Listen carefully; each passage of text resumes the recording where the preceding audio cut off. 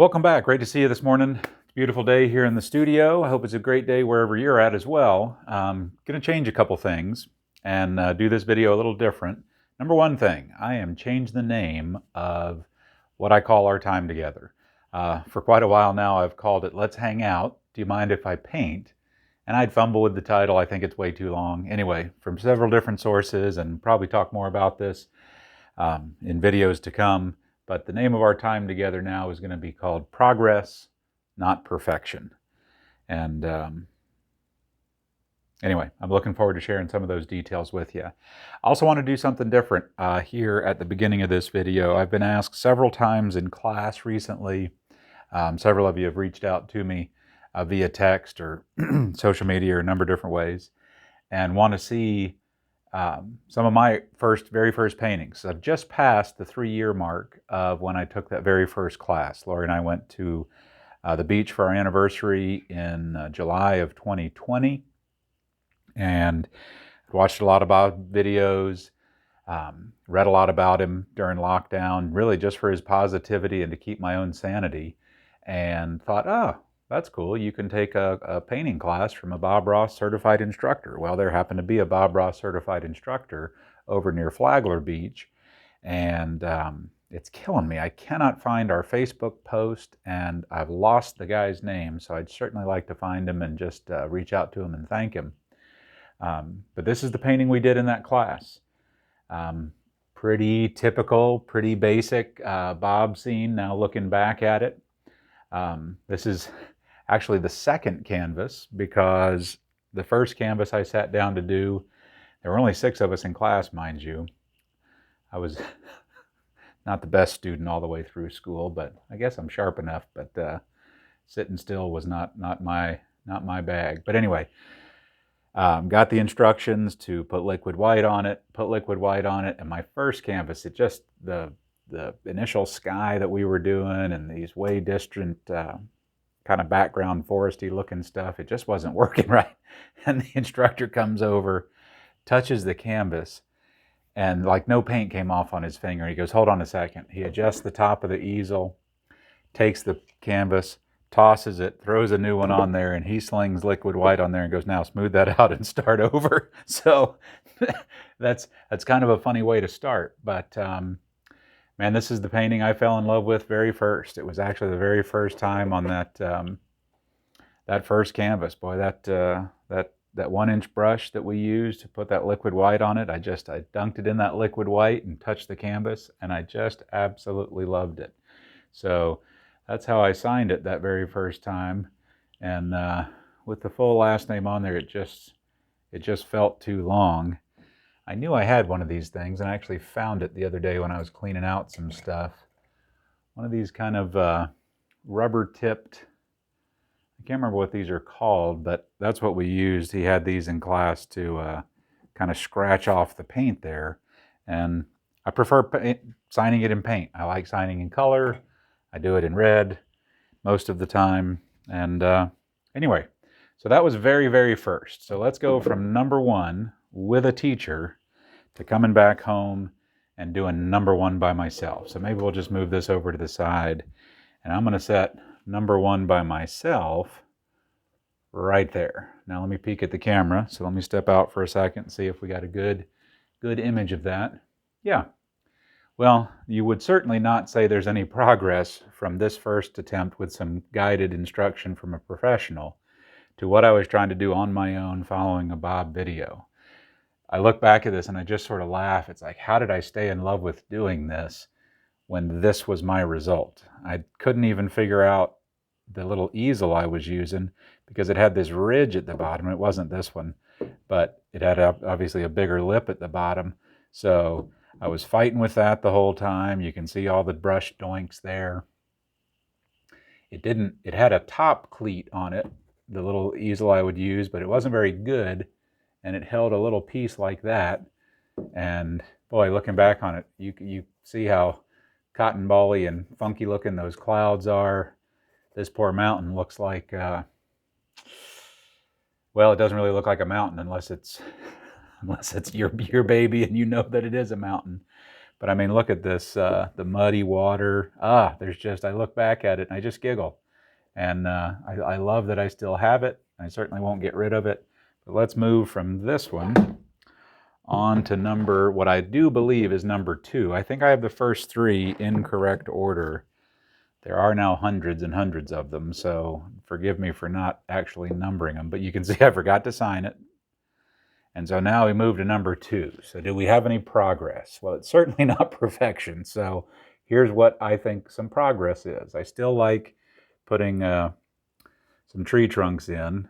I'm not sure if I'd do it exactly the same way in the future. I like the 2 sets of mountains. But one thing I certainly did wrong, and I see students do this in class sometimes, I didn't start the snow all the way out at the edge. And every time I moved all the way over to the far left slope of the mountain peak I was working on. Well, that's probably not how it would look. And that's what I think really flattened out the mountains. The part that got me hooked was this part, an absolute accident. The paint, I totally misloaded the knife. So when I came down this way, it didn't. And that actually looks like it has a little bit of dimension to it. So weird, muddy green water, crazy amounts of liquid white here on the ripples there, and I loved every second of it. So let's fast forward from number 2 over to number 3. Well, you can see I got sorted out with not getting messed up here at the bottom with the ridge. Didn't even try clouds over here. Went in with clouds again here. Just wasn't making sense. I couldn't make it happen. The mountain, I see progress there. I like the little bit of snow there. It looks like I kind of chickened out though, and then the shadow's in a little bit of a weird spot. But you know, there's at least a little bit of feeling like it's not as flat as number 2 was. I was excited. I went for some trees on my own. Fan brush kind of picked a fight, and I kept fighting, but the fan brush won. I see progress in getting a little bit of reflection happening here, some variation in the water, not such an aggressive amount of the liquid white, and then a little bit of something on the trees up front. So yeah, there's progress there. And so now let's jump a little farther forward in modern history. And well, let's see if I can leave this one up here and have enough room to, let's sneak this one in. This is an example. I probably did this a month ago at a class. Or no, that was that's a demo. I can't remember exactly where I did that, but that was a demo. So there you go. There's lots of practice, lots of classes. Weeks of certification classes. I got to do the fundamentals week and then all 3, level 1, 2, and 3 of landscape certification over at the workshop in New Smyrna with Nick. So that's what can happen. I mean, I love taking a look back to see where I came from, because not long before this one, there was just nothing. I'd never done this before, and so I just love it. I'm going to stop this video. I got a little more chatty than I meant to. I'm going to introduce a couple of ways to practice, because practice, not perfection, is the way to have success with this. So if you have an interest in this kind of painting, if we've met during a class, or we were at an event together, or whatever, I don't really care if we've ever met or not. Be willing to do some practice. It can be a whole lot of fun. Early on, I struggled with what to paint. So I really leaned heavily on Bob's episodes and just his videos. I had a laptop that had a touch screen, and I'd watch some of it. I'd try to pause it, go and do it, or set it up right next to my easel, do that. Had some, that's a good way to do it if you're pretty tech savvy. That kind of wound up beating me like a drum. The last thing I want to do on this video, so I'm just saying, be willing to practice. I'm going to show you more detail in practice than I really ever thought I would do in a video. But in a couple of conversations, and then me thinking back to when I started, what would I have found most helpful, not knowing what I didn't know, that's really where my mind is in offering these kind of practice videos just to give you some ideas on what to practice, because sometimes you don't want to grab a whole canvas and just go for it, but you've got some time, you'd rather paint than go do the scroll of doom through garbage media, social media, or on the news or on television or whatever else. Golly, stay away from the news. There's nothing, those folks skip that day of kindergarten because they got nothing nice to say about anybody. I wish they'd all just keep their mouth shut. Anyway, just be willing to practice, have fun with it. The other couple of things I've been asked, kind of what is my setup?